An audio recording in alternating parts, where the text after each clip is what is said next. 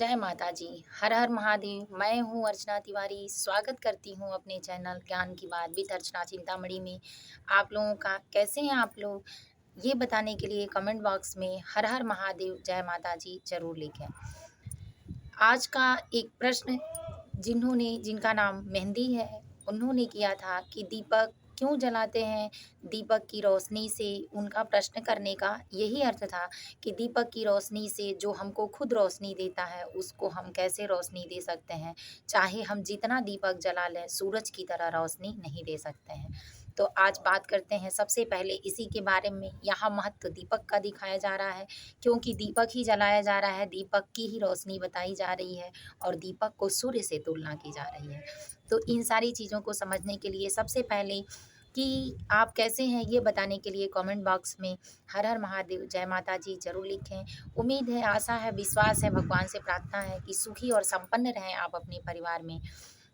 और इसी बात को जानने के लिए सबसे पहले ये एक चीज़ है कि जिन्होंने ये सवाल पूछा, मेहंदी जी, डियर मेहंदी जी, आपको बहुत-बहुत धन्यवाद कि आपने ये प्रश्न पूछा। आपके माध्यम से सारे लोग इस बात को जान जाएँगे और सबको जानना भी चाहिए, क्योंकि कुछ टिपिकल ऐसे सवाल होते हैं जो सभी लोग नहीं पूछ पाते।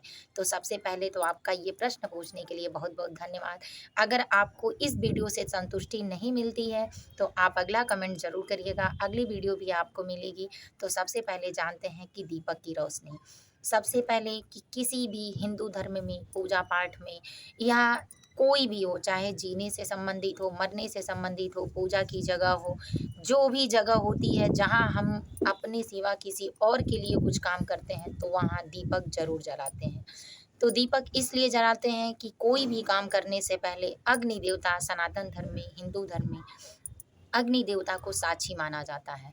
तो अग्नि देवता को प्रज्वलित करके जो काम किया जाता है, वो निश्चित ही 100% सफल होता है। तो इसीलिए किसी भी पूजा पाठ में दीपक ज़रूर जलाया जाता है।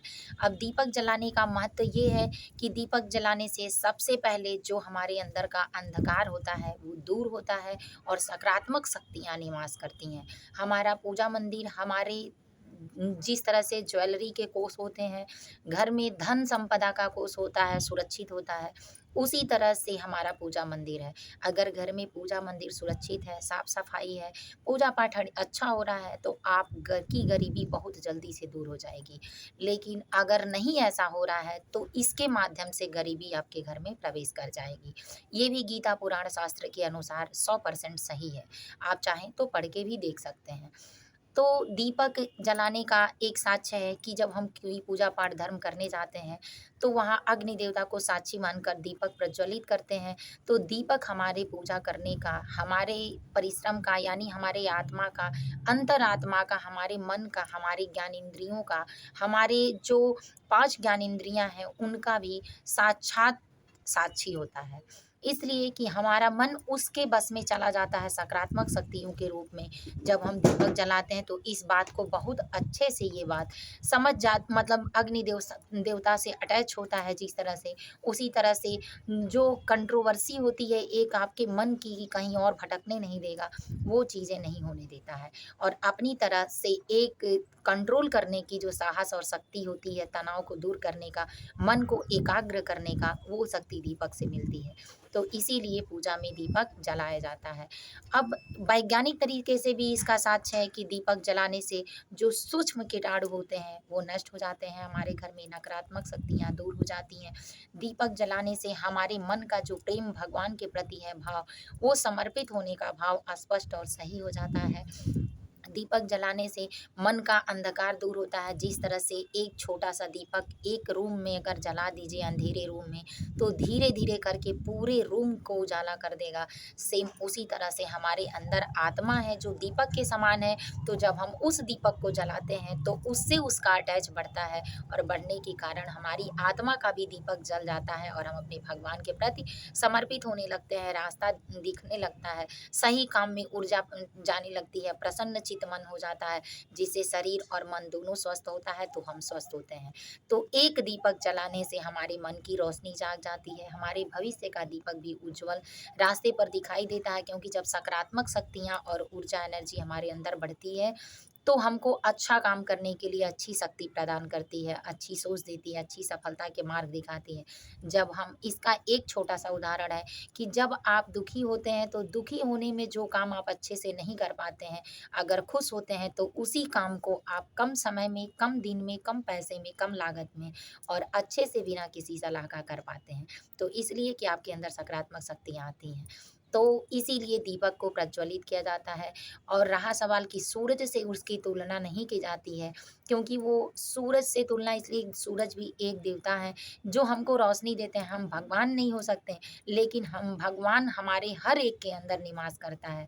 किस तरह से कि जैसे आप मान लीजिए कि आपकी मम्मी हैं, आपके पापा, चाचा, भाई जो भी आपके परिवार में रहते हैं, उम्मीद है कि आप बहुत गहराइयों से इन चीज़ों को समझेंगी।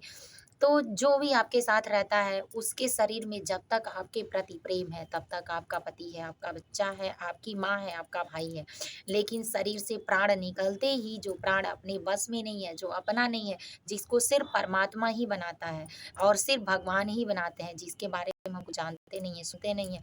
सिर्फ़ पुराणों के अनुसार ही सारी बातों को पढ़कर स्पष्टीकरण करते हैं और कुछ साक्ष्य जो लोग शक्तियों को प्राप्त कर लिए हैं या किसी को प्रदान करते हैं, उसके माध्यम से थोड़ा बहुत एनर्जी या थोड़ी बहुत जानकारियाँ सपने के माध्यम से भी आ सकती हैं। बस इसीलिए आती हैं तो जानकारी बहुत लोगों की होती है, नहीं तो सब लोग इस बारे में नहीं जानते हैं। तो उसी तरह से जब एक आत्मा दूसरे के अंदर, हर एक के अंदर भगवान का निवास है और वो किसी न किसी रूप में, जब हम जिसको एक लोगों को मानते हैं, तो उसका शरीर अगर प्राण निकल जाए शरीर से, तो क्या उसके शरीर से हमको प्रेम होता है? नहीं होता है। पत्नी पति से बहुत प्रेम होता है, प्रेमी प्रेमिका से बहुत प्रेम होता है, लेकिन क्या प्रेमी के शरीर से प्राण निकल जाए या प्रेमिका के शरीर से निकल जाए, तो वो प्रेमी और वो प्रेमिका जिस तरह से एक दूसरे को गले लगाते हैं, मिलते हैं, अपनाते हैं, या पति पत्नी क्या उस तरह करेंगे? नहीं करेंगे, क्योंकि ये वही कहेंगे कि जल्दी हटाओ, क्योंकि हमको प्यार तो आत्मा से थी, शरीर से नहीं था। हमको प्यार उसके गुणों से था, उसके विचारों से था, उसके लगाव से था। जो परमात्मा था वो हमको किसी न किसी रूप में अकेले नहीं छोड़ता है, सबके साथ भेजता है, सबसे अपनापन रखता है। ठीक उसी तरह से दीपक है कि दीपक जब हम भगवान के सामने साक्षी रखकर अग्नि देवता को जला देते हैं, तो इसलिए जलाते हैं कि आप हमको सुनेंगे, आप हमारा सही मार्गदर्शन करेंगे, आप हमको हमारे रास्ते तक सही रूप से ले जाएँगे। हम किसी चीज़ से परेशान हैं तो आप उसका समाधान करेंगे। इसलिए दीपक को प्रज्वलित करते हैं और धीरे-धीरे ही सही, सूर्य की रोशनी तो नहीं, लेकिन शरीर की रोशनी भर देता है, भविष्य की रोशनी भर देता है। हमारे सपनों का भविष्य उज्जवल हो जाता है, तो इससे बड़ी रोशनी किससे आप तुलना कर पाएँगी? तो इसीलिए ये अक्सर देखा जाता है कि लोग कहते हैं कि क्यों जलाया जाता है? इसीलिए जलाया जाता है कि अग्नि देवता, देवता हैं, उनको साक्षी मानकर जो काम हमारे सनातन धर्म में किया जाता है, वो एक दीपक प्रज्वलित करके किया जाता है। इससे नकारात्मकता घर की दूर होती है, शरीर की नकारात्मकता दूर होती है, उससे हमारा जो अटैच होता है वो सकारात्मक होता है, सूक्ष्म कीटाणु हमारे घर से नष्ट हो जाते हैं, नकारात्मक ऊर्जा हमारे घर से नष्ट हो जाती है। सही सकारात्मक ऊर्जा हमारे घर में, हमारे मन के मंदिर में, हमारे घर के मंदिर में प्रवेश करती है और इससे हमारा जो उज्ज्वल भविष्य हमको सपने दिखाई देते हैं, सही मार्ग दिखाई देता है, उसी से हम प्रेम करते हैं और वही हमारा उज्ज्वल मार्ग है। इसीलिए दीपक साक्षी मानकर जलाया जाता है और दीपक की रोशनी, हम भगवान को रोशनी नहीं देते हैं, लेकिन हर एक को प्यार करके हम अपने जीवन में जो रोशनी भरते हैं, उसी रोशनी से भगवान भी रोशनी भर देते हैं। तो इसीलिए भगवान को का अंधेरा नहीं होता कि हम उनसे उनका अंधेरा दूर कर पाएँगे, क्योंकि शास्त्र के अनुसार हम जितना कर्म करते हैं, वो छोटा ही नहीं, बिल्कुल सूक्ष्म कण तिनके के समान है और हम जो ज्ञान अर्जित किए हैं या जो करते हैं, वो भी एक तिनके के समान भी नहीं है, क्योंकि जितना हम लेते जाएँगे, उतना ज्ञान मिलते जाएगा और जितना बढ़ते जाएगा, उतना बँटते जाएगा, जितना बँटेगा, उतना बढ़ेगा। आपने सुना होगा कि बिना मेहनत का जय साकार नहीं होता और कोशिश करने वालों का हार नहीं होता।